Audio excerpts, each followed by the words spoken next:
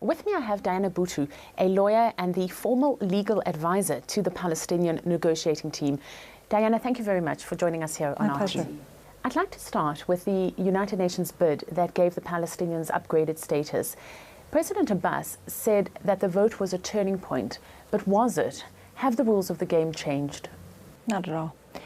One of the problems with the upgrading of the status is that it was done largely for symbolic reasons and not really for anything that is legal reasons. I wish that it could be a turning point. In other words, I wish that Mahmoud Abbas would abandon the strategy of negotiations, endless negotiations, and instead start moving towards a legal strategy or trying to hold Israel accountable or trying to get world support.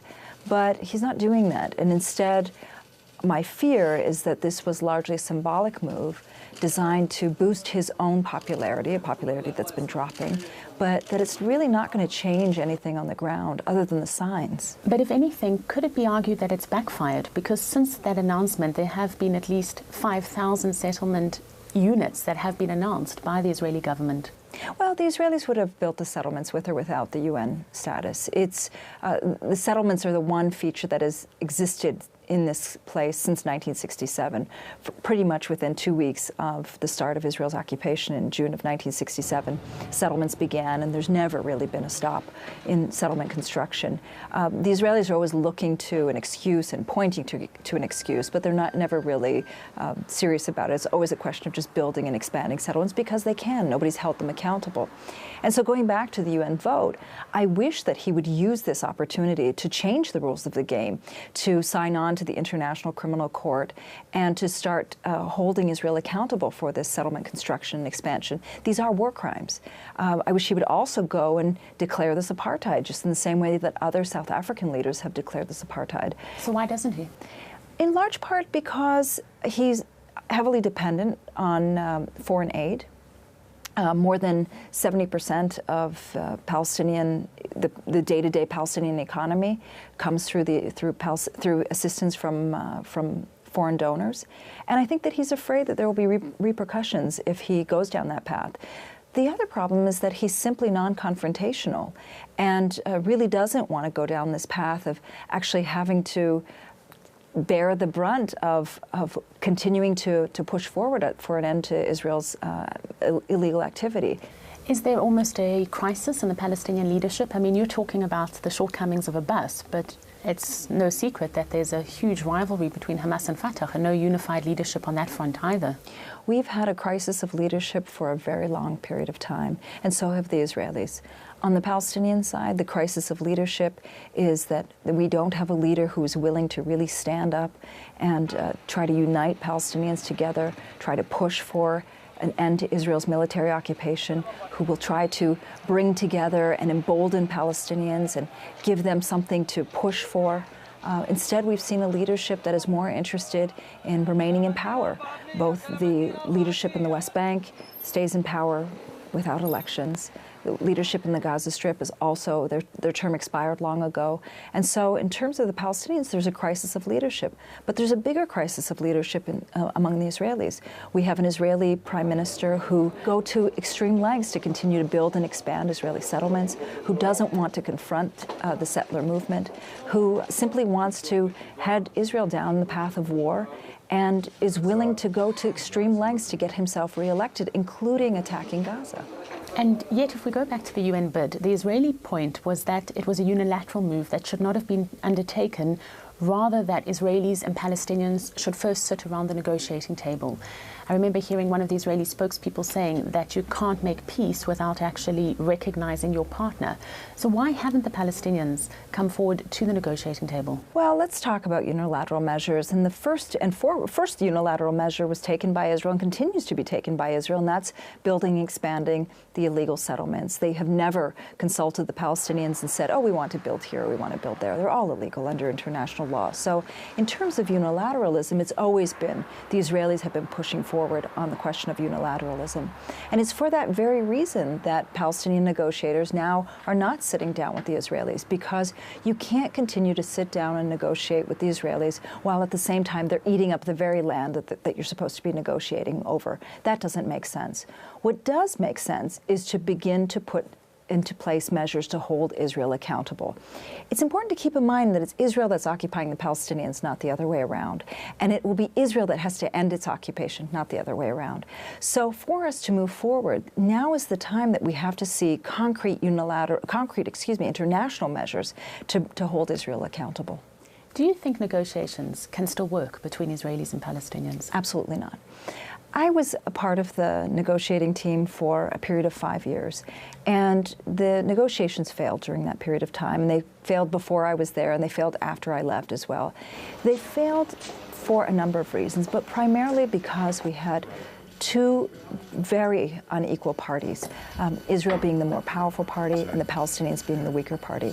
And at the same time, while negotiations were being conducted, Israel, as the more powerful party, had the ability to change the rules of the game and to build and expand more Israeli settlements. Sitting at the negotiating table, it was always a question of power. And without another party to balance out that imbalance of power, negotiations will always fail. And what's the alternative? Can it only be unilateral moves? I think that the alternative is to begin to make this into a much more international issue by beginning to bring in international countries, other countries around the world, to hold Israel accountable, whether that's through sanctions, whether that's individuals boycotting Israel, whether that's through a question of divestment, or whether it's through Israel's isolation. It's no longer going to be a case or able for the weak Palestinians to stand up to a very strong nuclear power, Israel, and to expect that the occupation is somehow going to end. But we're hearing from the Palestinian leadership that they're planning to launch an initiative to renew negotiations with the Israelis. So it doesn't seem as if they've completely given up on negotiations. You know, the definition of insanity, I believe Albert Einstein said this, is to do things over and over again and expect a different result. Palestinians have been negotiating with the Israelis now for 20 years. So I'm not sure that this meets the definition of insanity, but I think it's pretty close. The idea of going back to negotiations when we've seen what the outcome has been in the past, to me, seems futile. I think instead, this is a leadership that should start empowering Palestinians. It should start pushing for nonviolent resistance.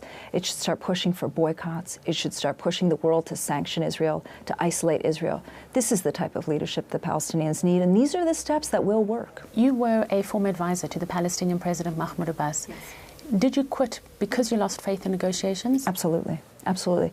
It was I went through a very deep crisis of faith when I began to see that the only strategy that was being adopted was one of negotiations in the face of countless announcements of settlement expansion, the face of Israel's construction of the wall. And the only position that the Palestinian Authority continued to adopt was to go back to more and more negotiations without any visions, without any sort of idea of what would happen if those negotiations failed. I couldn't be part of that process any longer. Would the terms for peace be different now than they were when you were negotiating back in 2000, 2005? No, they're precisely the same. One of the problems that we faced during the negotiations was that Israel was unwilling to recognize the applicability of international law, meaning that all of the territory that it occupied in 1967 does not belong to Israel. The world has said this. They said this in 1967. They've continued to repeat this every year. And yet, every step of the way, Israel wanted to build and expand more and more settlements to be able to take more Palestinian land in order to change the boundaries and the borders. If there's a real commitment to peace on the part of Israel, it will recognize that it has to be part of the international community and recognize that in being part of the international community, it has to abide by international law. It can't be above the law, and Palestinians can't be beneath it. So the terms haven't changed at all. What has changed is that over the course of the past 45 years, there's now been cemented a mindset among Israeli settlers that this land is theirs. And the reason that this mindset has been cemented is that nobody has actually challenged the Israeli settler movement to force them to get out.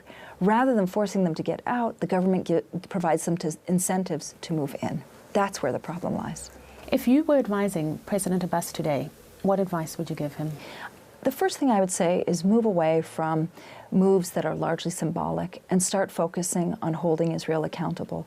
I would encourage him to sign up to the International Criminal Court right away, to start pressing for the crime of apartheid to be challenged, Israel's crime of apartheid, to be pushing for Israel's isolation due to the fact that it's been building and expanding settlements.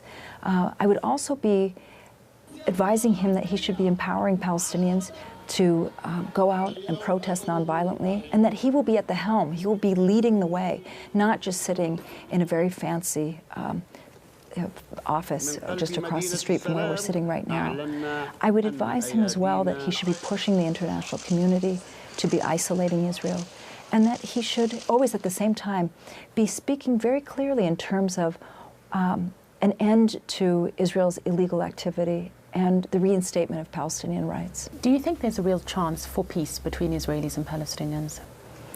In the short term, no. No. I'm, in the short term, very pessimistic, but in the long term, I'm optimistic.